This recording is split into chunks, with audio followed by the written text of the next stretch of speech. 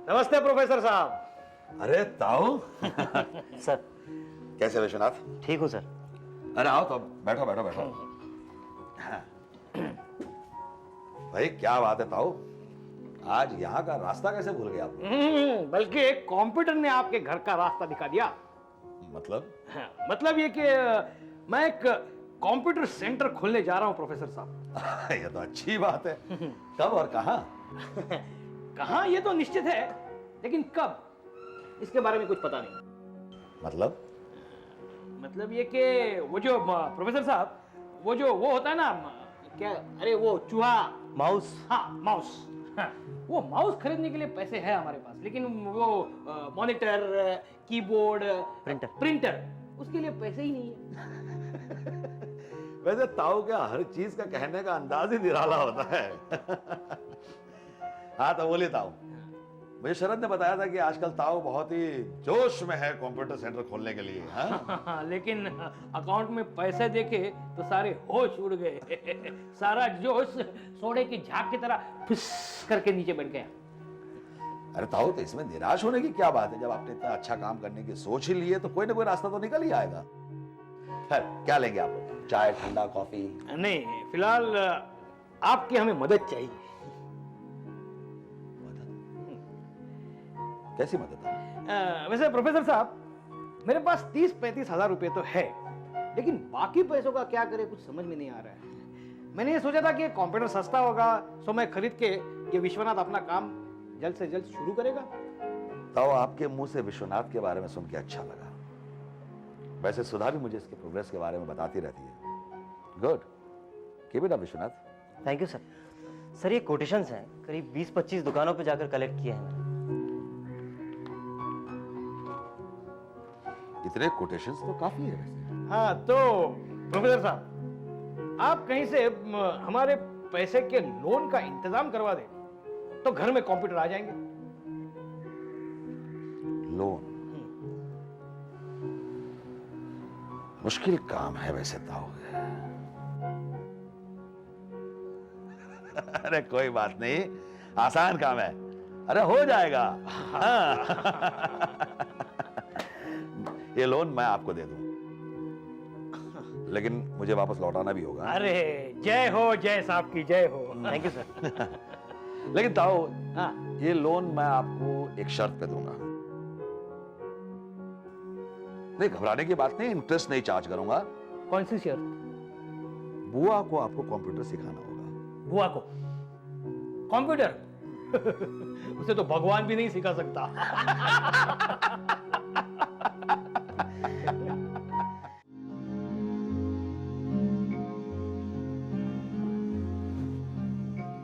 तुम्हारे जैसी खूबसूरत और टैलेंटेड लड़की अनएम्प्लॉयड रहे, अजीब सा लग रहा है।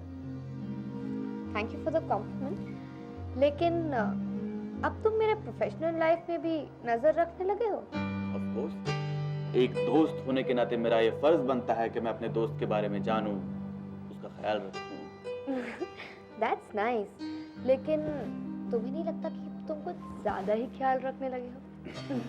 आई नो इट, क्योंकि मिस पंडित, मैं अपने फायदे का काम पूरी तरह से करता हूँ।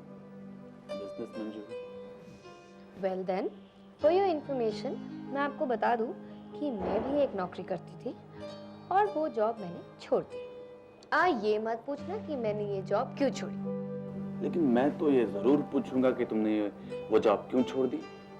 ओ कम ऑन सुशील, अब ये सब बोरिंग सवाल करके मेरी शेक का मजा मत खराब करो। लेकिन मेरे शेख का भी मजा तब तक नहीं आएगा जब तक मैं ये जान न लेता हूँ कि तुमने वो नौकरी क्यों छोड़ी। हाँ, वेल देन, यूं ही। यूं ही? तुम्हारे जैसे स्ट्रॉन्ग डिसीजन लेने वाली लड़की कोई भी काम बस यूं ही तो नहीं कर सकती। जब तुम ये जानते हो कि मैं एक स्ट्रॉन्ग डिसीजन वाली लड़की हूँ और कोई काम यूं ही नहीं करती, तो तुम मुझे बार बार क्यों पूछ रहे हो कि मैंने अपनी जॉब छोड़ दी? Good question. क्योंकि मैं तुम्हारी कंपनी चाहता हूँ। मतलब ये कि मेरे ऑफिस में एक केबिन खाली है और उस केबिन की कुर्सी को तुम्हारा इंतजार है। सुशील, क्या मैं ये समझूं कि यहाँ तक पहुँचने के लिए तुमने मेरे साथ दोस्ती की? Well yes. मुझे तुम्हारे इरादे कुछ समझ में नहीं आ रहे। मिस पंडित, मेरे इरादे बिल्कुल नेक और साफ हैं। बीइंग अ बिजनेसमैन, मैं हर चीज को हर एंगल से परखता हूँ, और तुम्हें परखने के बाद मैंने ये पाया कि तुम में जो पोटेंशियल है, तुम में जो काबिलियत है, वो मेरे बहुत काम आ सकती है। थैंक यू, लेकिन तुम्हें नहीं लगता कि तुम अपनी लाइफ में कुछ ज्यादा ही फास्ट और ओवर कॉन्फिडेंट हो? मिस पंडित, मैं अपनी जिंदगी में सिर्फ वही काम करता हूँ जिसमें मेरा फायदा हो, वरना किसी के साथ एक कप कॉफी पीना भी मैं अपने पैसे और समय की फिजूल खर्ची समझता हूँ। वेल देन, मैं तुम्हें भी एक बात बता दूं कि मैं सामने वाले की सुनती तो हूँ, लेकिन मैं वो काम तब तक नहीं करती जब तक मुझे उस काम की समझ ना आए। तो मैं तुम्हें समझा दूंगा। Why are you worried? फिर तुम अपना डिसीजन ले लो, लेकिन हाँ, इसमें 2-4 साल मत लगा देना प्लीज।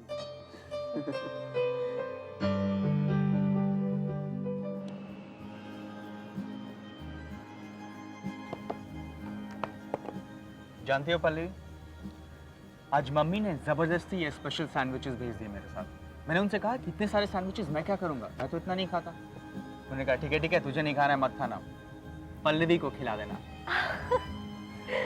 और उसके बाद उन्होंने कहा कि पल्लवी से कहना कि उन्होंने बड़े प्यार से उसके लिए भेजा है। ये सैंडविचेस आंटी ने मेरे लिए भेजे। How sweet of her. अच्छा एक बात बताओ, तुमने डैड पे कुछ जादू वादू कर दिया क्या? नहीं ना? जब देखो तुम्हारी तारीफ करते रहते हैं वो। मैंने क्या किया, वो खुद ही इतने अच्छे हैं। सच, तुम बहुत लकी हो कि तुम्हारे पास ऐसे माँ बाप हैं। हाँ, लेकिन जब से तुम डैड से मिली हो ना, तुम्हारी वजह से न जाने मुझे क्या क्या सुनने को मिलता है।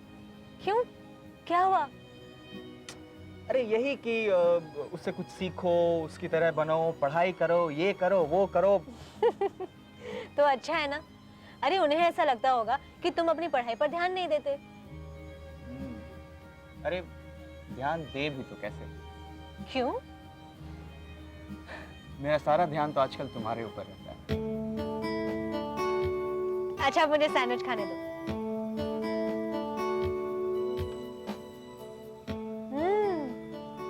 Very tasty.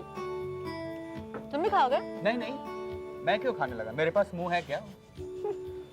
अरे घर से सैंडविचेस लेके आया मैं, अभी तक संभाल के रखा मैंने, और तुम मुझे से पूछती हो कि सैंडविचेस खाओगे कि नहीं? तो आंटी ने मेरे लिए भेजे है ना।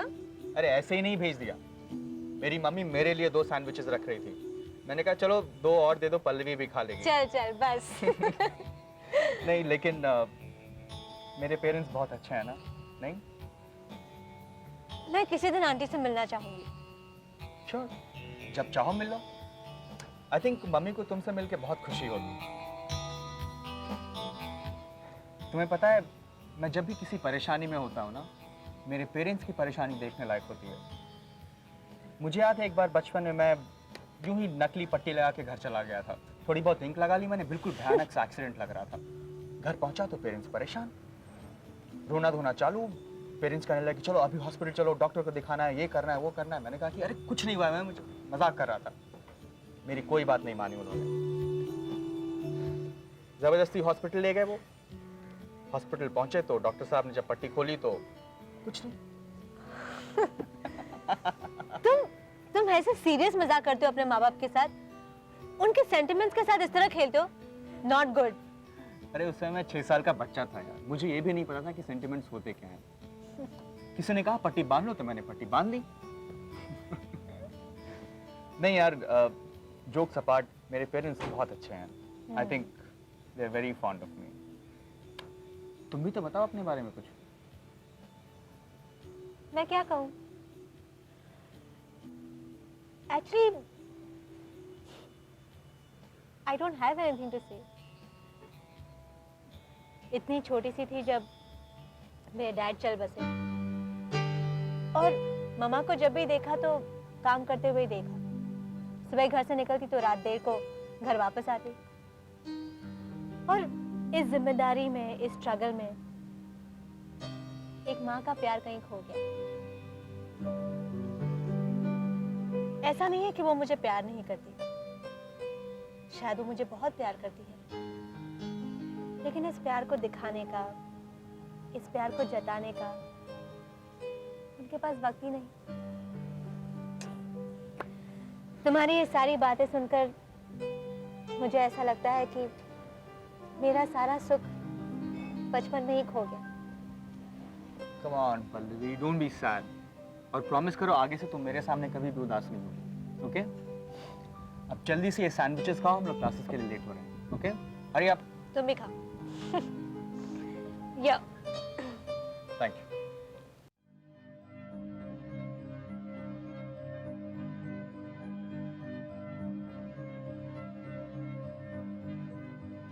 सुधा, सुधा, हाँ क्या बात है? अरे बुआ कहाँ है? मंदिर गई है क्या? उन्हें बुरा नहीं लग जाए इसलिए पूछ रहा हूँ। ऐसी क्या बात है? भाई क्या है कि उनके हाथ का खाना खा खा कर मैं बहुत बोर हो गया हूँ।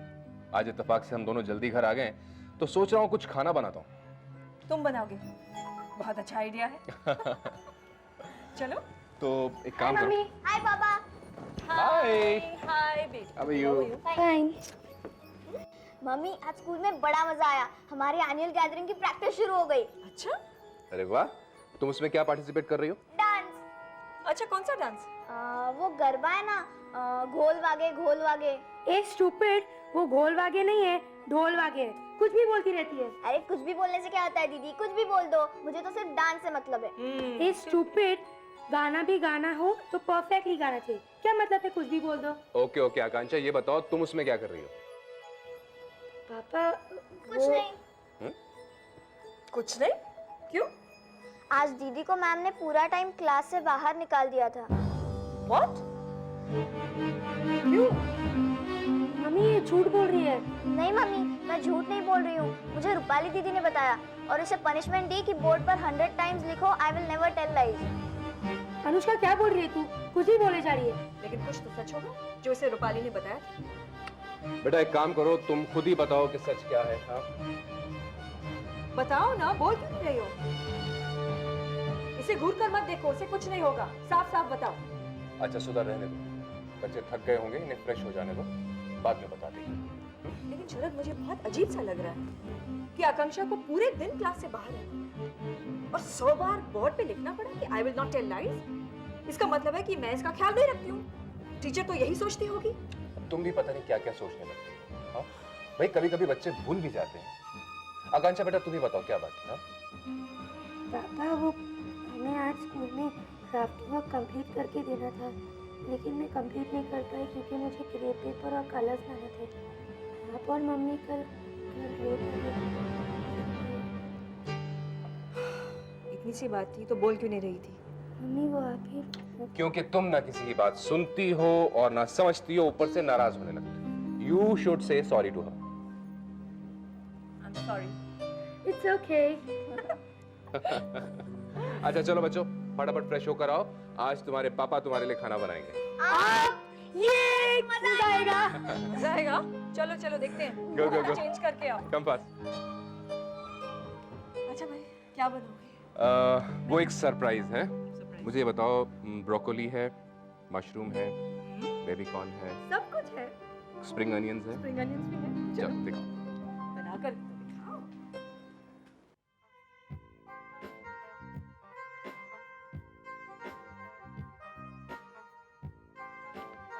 चल मिलता हूँ मैं तेरे को। अंधा है क्या? देखकर नहीं चल सकता? आई एम सॉरी। सॉरी बोलने से क्या होता है? ये कोई प्लेग्राउंड है जो ऐसे भाग कर जा आई रहे एम हैं? सॉरी बोला ना है, तो फिर ये लेक्चरबाजी किस लिए? पता नहीं अपने आप को समझते क्या हो तुम? ऐसे भाग कर कहाँ जा रहे थे? मैं जय सर को ढूंढने जा रहा था। बाय द वे, आपने देखा जय सर को कहीं पे? मैं कोई जय सर का सेक्रेटरी हूँ जो उसके बारे में सब कुछ मुझे मालूम हो? होगा कहीं सुधा दीक्षित और शरद साहब के आसपास बैठा होगा। वही तो उन दोनों का एक नंबर का चमचा है वो। क्या क्या बोले आप? दोबारा बोलना। चमचा बोला, सुना नहीं? और कुछ गलत काम है ना? खुद तो अकेला है, न घर की चिंता है न किसी की परवाह है, बस सुधा दीक्षित की हुजूरी करता रहता है। तो आप क्या करते हैं? जय सर के बारे में अगर एक भी बुरा शब्द बोला ना तो यहीं पे हिसाब किताब कर दूंगा। अरे जा जा, बड़ा आया जय सर का पक्ष लेने वाला। तुम जैसे बदतमीज लड़कों को उसने सर पे चढ़ा के रखा है। मिस्टर ले ले, अब तक आपने मेरी बदतमीजी नहीं देखी है, कहीं आपको अपनी इन हरकतों के लिए पछताना ना पड़े। होश में तो हो तुम, जानते हो किससे बात करते हो? बिल्कुल होश में हूं कि मैं किससे बात कर रहा हूं। आप जैसे प्रोफेसर इस कॉलेज के लिए कलंक है, कलंक। ठीक है देखता हूँ। तुम्हें कॉलेज से निकलवाना दिया तो मेरा नाम ले ले। क्या बोले? मुझे कॉलेज से निकलवाएगा? अपनी रेपुटेशन देखिए इस कॉलेज में, हैं? मुझे निकलवाया? क्या हो रहा है ये? अपने से बड़ों के साथ में इस तरह से पेश आते हो तुम? लेकिन सर प्रोफेसर को भी तो इतनी तमीज होनी चाहिए ना कि वो स्टूडेंट से किस तरीके से बात करे। देखा जय सर, ये सब आपके चिढ़ावे का नतीजा है। इन जैसे बदतमीज लड़कों की आपने गैंग बना के रखी है कॉलेज में। और आप क्या करते हैं? चुप। प्रोफेसर ले ले, सनी की ओर से मैं आपसे माफी चाहता हूं। आप जाइए प्लीज। ठीक है, आप कहते हैं तो जाने दीजिए।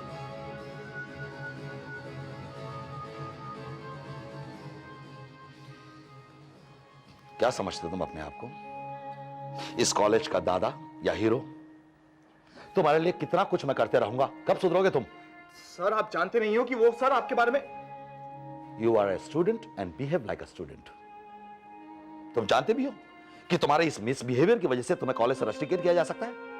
सर वो आपके बारे में क्या क्या बोल रहा था सर, और आप चाहते हो कि मैं बैठ के सुनता रहूं, बर्दाश्त करता रहूं सब कुछ? मेरे लिए आपको कुछ करने की जरूरत नहीं है। मेरे बारे में जो भी कुछ कहे उसे कहने दो।